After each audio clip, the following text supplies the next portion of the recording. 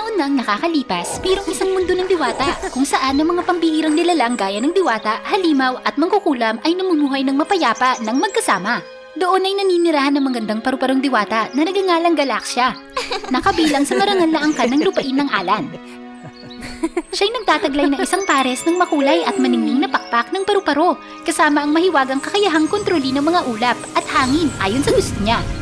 Siya lang ang paru-parong diwata sa mundong iyon na may ganoong kapangyarihan. Si Galaxia ay nag-iisang anak ng paru-parong hari na namumuno sa kaharian. At siya'y talagang pinapahalagahan ng kanyang ama.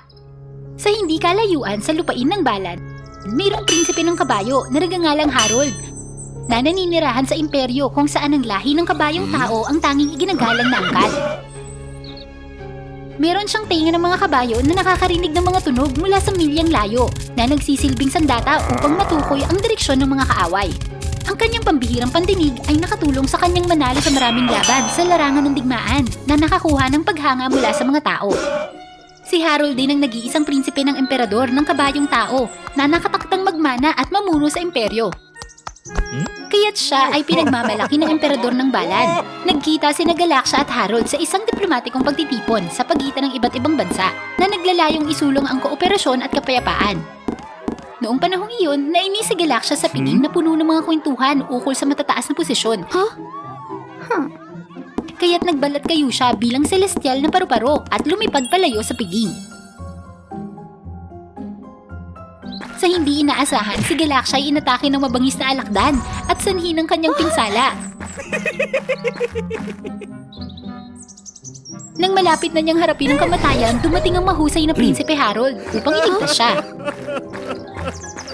Ang pagkikitang yun ay nagdulot agad ng atraksyon at nagsimula silang mag-usap sa isa't isa.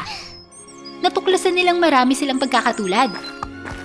Parehong nag-iisang prinsesa at prinsipe ng kani-kanilang mga angkan. Dahilan ng kalungkutan dahil walang nangahas na kaibiganin sila. Magandang Galaxia. Salamat sa pagdating mo sa buhay ko. Ito'y tila isang kwento ng pag-ibig na makakakuha ng maraming suporta, ngunit nagkaroon ng hindi inaasahang pagkakataon. Ang kanilang pagmamahalan ay hindi tinanggap ng kanilang mga pamilya. Ang hari ng paru-paro ay nagtanim ng puot sa lahi ng taong kabayo dahil dati nilang sinalakay at winasak ang kanyang kaharian. Ang emperador ng taong kabayo ay minaliit ang mga mahiwagang nilalang. Sinisisi sila sa paglaban at pagpapahina sa imperyo ng lahi ng taong kabayo. Pinagbawalan ng kanilang mga pamilya ang kanilang mga anak na makipag-ugnayan. Nagbanta ng digmaan kung hindi sumunod sina Galaxia at Harold. Ama, tanggapin mo po ang aming pagmamahalan. Si Harold ang taong mahal ko. Ang paru-parong hari, nagalit sa pagsuway ng kanyang mahal na anak, ay ikinulong si Galaxia sa kanyang silid. Dahil sa ayaw isuko ang kanilang pagmamahalan, nagpa siya si Galaxia at Harold na palihim na tumakas mula sa kanilang mga pamilya. Naghanap sila ng gagambang mangkukulam na may kakayahang maglakbay sa oras ng sinulid na hinabi niya gamit ang kanyang mahiwagang sutla. Sina Galaxia at Harold ay nagpahayag ng pagdanais na maunawaan kung bakit ang kanilang mga pamilya ay nagtatanim ng ganong puot. Sumang-ayon ang mangkukulam na tulungan sila gamit ang sutla ng gagamba upang ipakita ang mga larawan. 500 taon nang nakakalipas, lumitaw ang isang masukal na kagubatan na naglalarawan ng buhay kung saan ang mga mahiwagang nilalang at taong kabayo ay naiibang nabubuhay sa kasalukuyan. Ang mga diwata ng paru-paro ay hindi makakalipad sa langit, ngunit pwedeng lumukso sa magagandang bulaklak, umaasa sa tangkay ng dandelion bilang pansamantalang mga pakpak.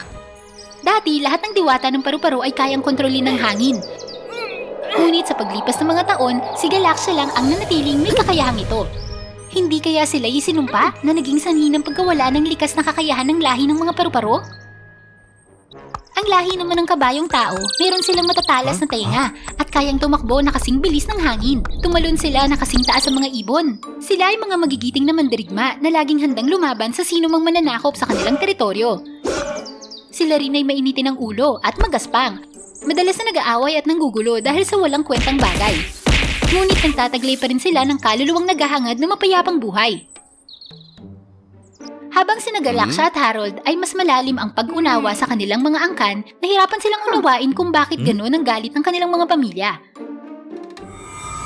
Yun pala, 500 taon nang nakakalipas, ang paru-parong hari at ang emperador ng taong kabayo ay matalik na magkaibigan na lumaban sa matinding kaaway, isang higanteng dragon. Bagamat ang mga tao ay naniniwala na ang dragon ay ganap na nagapi, ito ay buhay pa rin. Gumamit ang dragon ng mahika na baguhin ang anyo nito upang maging emperador ng taong kabayo. Nilapitan ng hari ng paru-paro at sinaktan siya, binigyan ng mapanganib na lason. Ang lason na iyon ay ginawang mabangis at malisyoso ang hari ng paru-paro.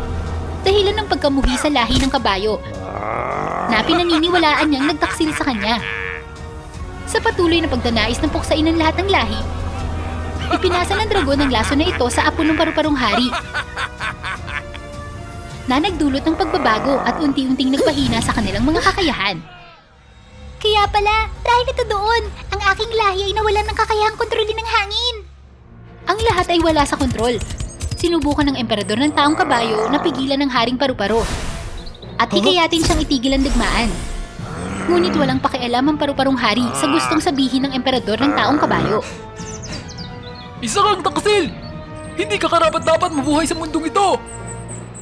Sa pagsabi nito, patuloy na sinalakay ng paru-parong hari ang emperador ng taong kabayo na walang pagpipilian kundi ang lumaban. Nasangkot sila sa mabangis na digmaan. Binago ang dati nilang magkaibigang bansa bilang mahigpit na magkaaway.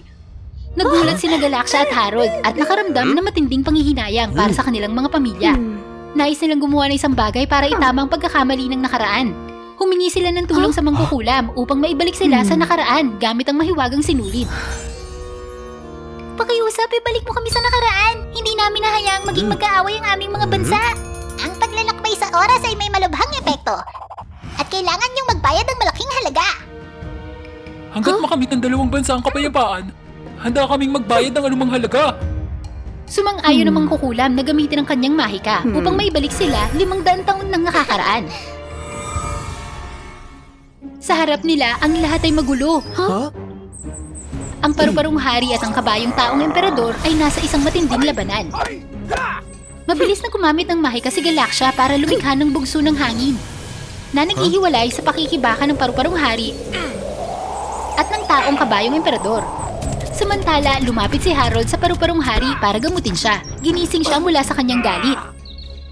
Ikinwento ni Harold ang lahat sa paru-parong hari ukol sa higanteng dragon. Tinulungan ng haring maintindihan ang hindi pagkakaunawaan sa taong kabayong emperador. Napagtanto ng hari ng paru-paro ang pinsalang naidulot niya sa lahat ng uri ng lalalang at lalo na sa kanyang mahal na kaibigan. Nakaramdam siya ng panghihinayang. Mabilis, nilapitan ng haring paru-paro ang emperador ng taong kabayo upang humingi ng tawad at magpahayag ng pagdanais ang kapayapaan. Pinatawad din ng taong kabayong emperador ang paru-parong hari at magkasama tinapos silang digmaan. Habang ang lahat ay masaya sa pagbabalik ng kapayapaan, ang dragon ay biglang lumitaw na may masamang itsura. Nagbuga ito ng nandinginas na apoy, galit na sinunog ang lahat sa paligid. Si Harold na may maraming taong karanasan sa digmaan, ay ginamit ang lahat ng lakas niya para labanan ng higanteng dragon. Gayunpaman, napakalakas ng dragon at hindi niya ito kayang talunin ng mag-isa. Sa pinakakritikal na sandali, napapanahong pinrotektahan siya ni Galaxia, ngunit bahagyang nasugatan ng sarili. Nang makitang nasaktan ng kanyang minamahal, nagalit si Harold at ginamit niya ang lahat ng kanyang lakas para salakayin ang kalaban. Ang paru-parong hari at ang taong kabayong emperador ay tumulong kina Harold at Galaxia para talunin ang higanteng dragon. Gumamit sila ng makapangyarihang mahika sa dragon, kaya hindi ito makatiis sa pagsalakay at naglaho sa hangin. Matapos talunin ng higanteng dragon, natapos ang digmaan sa pagitan ng dalawang kaharian. Nangako ang dalawang kaharian na hindi muling sasalakayin o sasaktan ng isa't isa. Ang dalawang kaharian ay umunlad at namuhay sa kasaganahan. Ang mga tao ay nasiyahan sa mapayapang buhay, malapit at puno ng pagmamahal. Sina Galaxia at Harold ay nakatagpo din ng kagalakan at kasiyahan. Pagkatapos, nais nilang bumalik at makita ang kinalabasan ng pagbabago sa kanilang dalawang angkan. Nang malapit nang matapos ang yugto ng paglalakbay sa oras, lumitaw ang mangkukulam na kukunin sila pabalik. Ipinaalala sa kanila na kailangan nilang magbayad ng malaking halaga.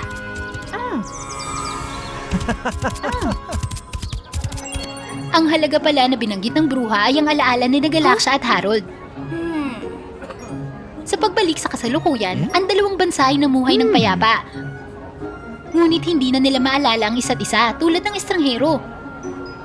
Ang paru-parong hari at taong kabayong emperador ay pinareha sa kasal ang prinsesa at ang prinsipe. Bagamat hindi pamilyar, sila'y konektado gamit ang hindi maipaliwanag na ugnayan.